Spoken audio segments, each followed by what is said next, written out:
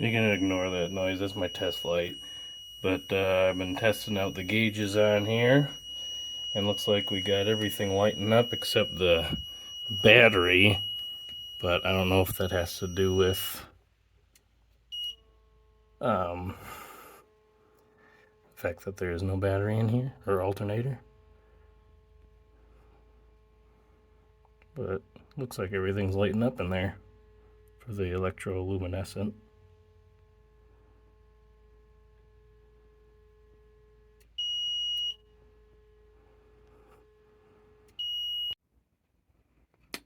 Well, I got the dash out. I originally wasn't going to pull it out, but I changed my mind because I'm already this far into it and I want to do it right. So I pulled the dash out because the wiring on it has a couple of spots that were kind of butchered, and I have a good harness. And originally I was like, oh, I'll just patch it, but I decided that I'm gonna do it right. I'm gonna replace the harness with a good one. Um, so the easiest way I felt was to just pull the whole thing out so I can get to the whole harness, because underneath, when I'm trying to go underneath it, there's like hardly any space at all to work on the harness. So I figure I'll just pull the whole thing out with the harness, because on the bottom of that, the gauge cluster, the Astrodome, there's like 1,000 little tiny pins that you're gonna disconnect from, and I did it on a parts dash before, and those pins are real easy to just snap off the bottom of those gauges. So, gotta be careful with those.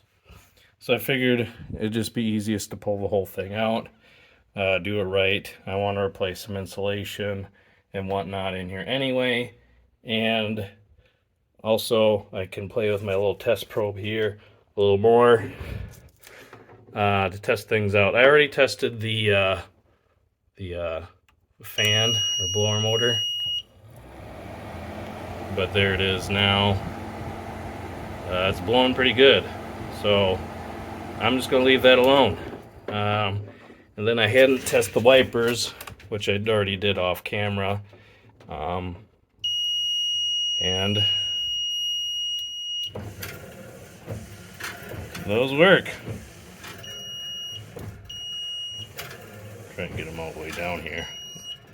There we go. So if you don't have one of these power test probe things, I highly recommend it. It's super handy. I just have a little, an old motorcycle battery that I'm using here to make it kind of like a portable thing. But super handy. Glad I got it. I think it was like 35 bucks or something on Amazon. But I don't know how I went so long without this thing. It's awesome. There's a bunch of different test modes on it and stuff. I haven't really gone into it with it, but just doing the whole powered thing to test stuff. Super handy. Love it. I've been doing a little bit more in the engine bay here. Let me climb out. There's the dash that you've already seen in a little earlier in the video. I'll just kind of go around the back side of it. There's the whole rat's nest of wiring. Yeah, it'll be fun to go through everything. But I want to do it right. It's never going to be easier than right now. Let's go around this way, because I can't close that door with that dash there.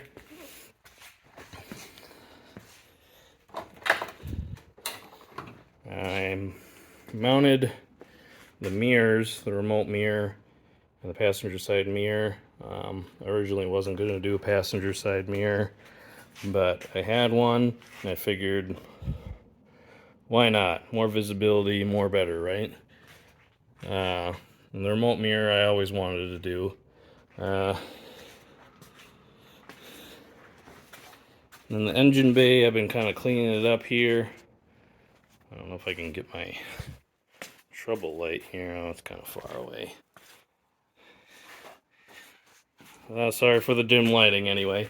But I've been scraping all the grease out of here, and I sprayed it down with some acid stuff to neutralize any surface rust that was on here. I'm gonna have to do a bit more cleaning, a bit more scrubbing here and there, especially the whole power steering situation here. Not sure what exactly I'm going to do with that. I know you can have them rebuilt and it's kind of spendy, but I'm also not sure of my own ability to just tear that thing apart. I'd hate to tear it apart, screw something up that I can't fix, or pay even more money to have somebody else do it anyway. So that's my crossroads on that. Yeah, so clean that up. Got the mirrors, both sides. Yeah, let me close the hood so you can kind of get the whole look of it here.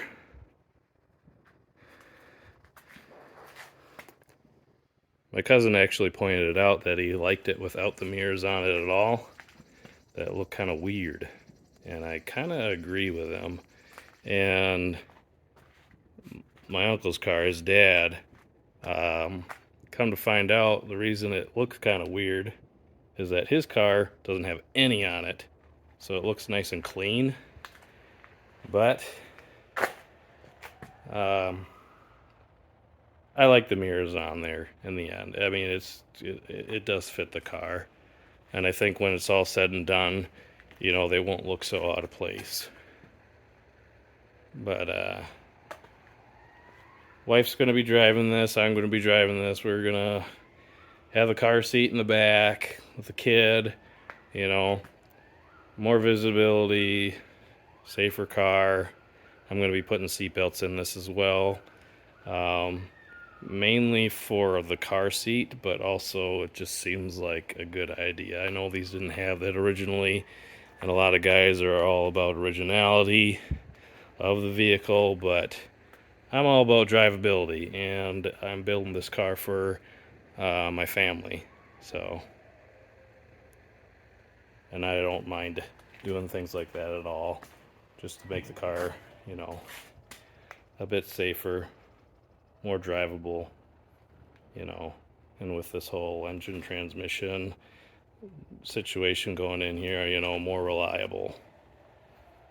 So, all right, I'm not sure if this will be the end of the video, but I just want to thank you guys for, you know, checking in, seeing the progress. I enjoy making these videos, like I said before, and just kind of documenting the whole process of this car.